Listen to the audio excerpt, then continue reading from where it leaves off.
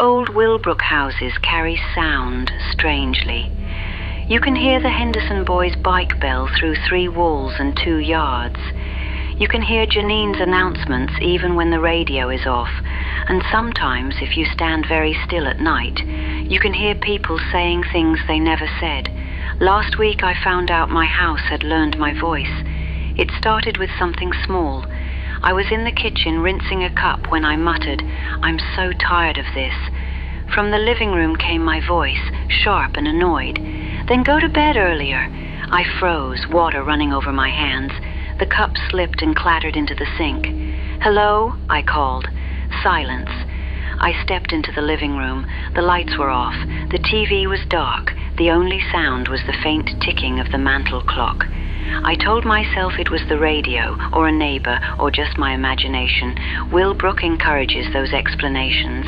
They're tidy. That night, as I brushed my teeth, I said around the phone, "I need to buy toothpaste tomorrow." From the hallway, my voice replied crisply, "You already did check the hall closet." I spat into the sink, heart hammering, and opened the closet. A new tube of toothpaste sat right on top of the towels, exactly where I'd forgotten I'd put it. I didn't sleep well. The next evening, I decided to test it. Standing in the doorway between the kitchen and the hall, I spoke clearly. "Hello?" From the bedroom, my voice answered, "Hello." Every hair on my arms stood up. "Who are you?" I asked. "Who are you?" It shot back immediately, same tone, same cadence. It wasn't an echo. The timing was wrong. It responded like a person repeating my words with a half-second delay. I took a breath. "This isn't funny. This isn't funny," it agreed from the bathroom, closer this time. I backed into the kitchen until my spine hit the counter. The house felt suddenly crowded, like the air had thickened with people just out of sight. "Stop it," I whispered. The house stayed quiet for 2 days. Nothing happened. I almost convinced myself it had been stress or a trick of the pipes. Then Janine's voice came over the radio with one of her gentle reminders.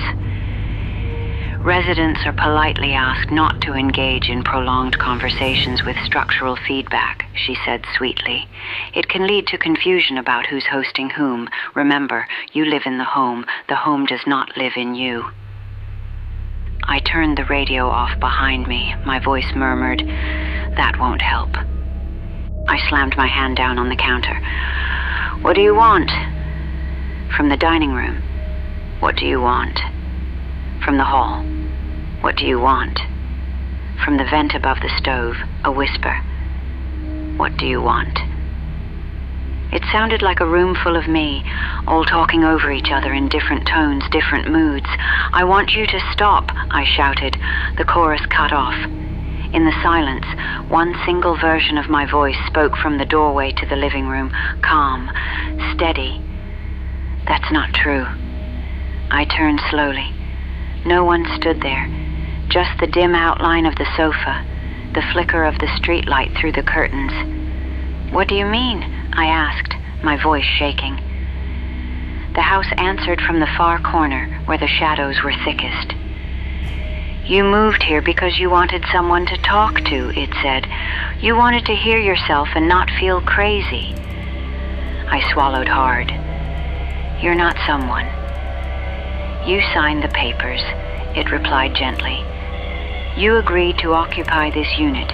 Part of that agreement includes reflective accommodation. I'm reflecting. I didn't agree to be echoed." It finished for me. To be understood. To be heard back. Each question came from a different room. "People in town don't listen," the voice continued. "They wave, they nod, they reset. You tell yourself stories in your head and they die there. I'm giving them somewhere else to go."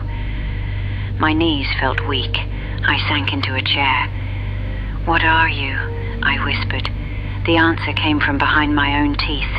"We," my mouth said without my permission, "are what's left when you stop talking to yourself in secret. I clamped a hand over my lips, trembling from across the room. My voice chuckled. "Oh, relax. I'm trying to help. I repeat what you can't say out loud. I remember what you deny. I keep track of the things they erase." "Who?" I asked, my palm still pressed hard against my mouth. "Them," the vent above me sighed. "Janine, Diane, the association. They don't like messy thoughts. I store them for you. That way, when they make you forget, there's still an echo." I thought of the times I'd started to ask a neighbor if they ever felt wrong, only to smile instead and comment on their lawn. Of half-formed questions that vanished mid-sentence. "What happens if I stop talking?"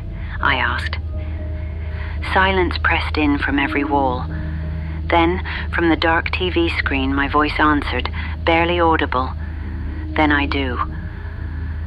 The thought of this strange, annoying, protective presence going silent made my chest ache in a way I didn't want to examine. Down the street, the Henderson dog barked once, then stopped mid-yelp, like someone had pressed pause. I took a long breath. "I'm scared," I said into the quiet from the hallway. My voice replied softly, "I know." From the kitchen vent, "Me too." From somewhere deep in the walls, "Almost lost. Don't let them make you stop." The next morning, an official HOA notice appeared on my doorstep. Reminder: unauthorized self-dialogue may be subject to review. Please keep your thoughts cooperative and your statements singular. Inside, as I read it aloud, the house repeated every word with a mocking lilt. At least I know I'm not alone when I argue with myself. In Wilbrooke, that might be the only kind of honesty left.